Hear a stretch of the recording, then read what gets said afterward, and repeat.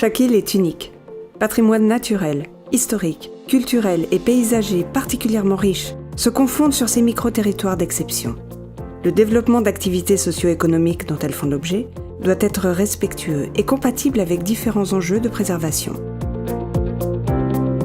Les quantités de déchets produits sur les petites îles, habitées ou inhabitées, sont très variables et accentuées en période touristique, ce qui pose de nombreuses problématiques spécifiques à l'isolement et à la taille de ces territoires.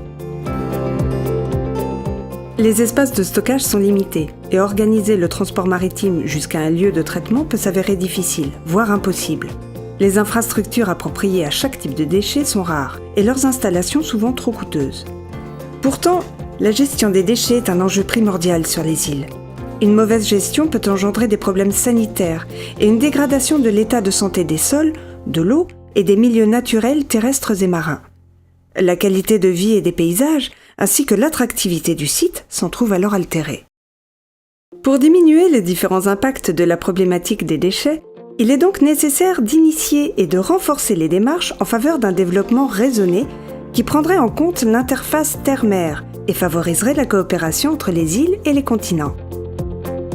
Le diagnostic du territoire débute par un état des lieux, étape essentielle pour évaluer l'ensemble des paramètres tels que la quantité, le type et les origines des déchets présents sur l'île.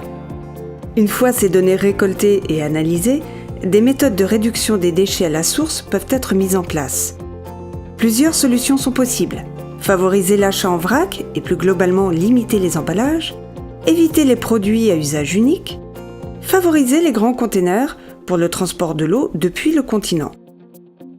Sur les petites îles habitées, des infrastructures adaptées permettront la collecte, le tri et le stockage temporaire des différents types de déchets, rationalisant ainsi leur exportation vers le continent pour y être traités.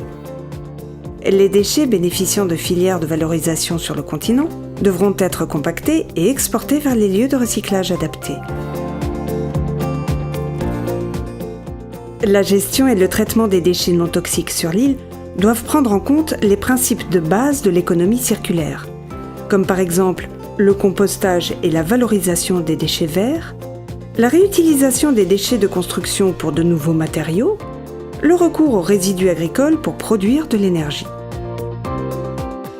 Les déchets générés par l'entretien des bateaux de pêche et de plaisance doivent faire l'objet d'une gestion anticipée, intégrée à une stratégie globale. Dans tous les cas, les déchets toxiques doivent être exportés vers le continent pour y être traités de manière adaptée.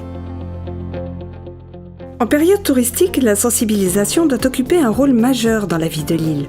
Par la médiation, il s'agira d'inciter les estivants à limiter leur production de déchets et à les ramener systématiquement sur le continent. C'est l'ensemble des habitants, décideurs, acteurs économiques et usagers de l'île qui doit être responsabilisé et engagé dans de nouvelles habitudes citoyennes aux réponses plus adaptées.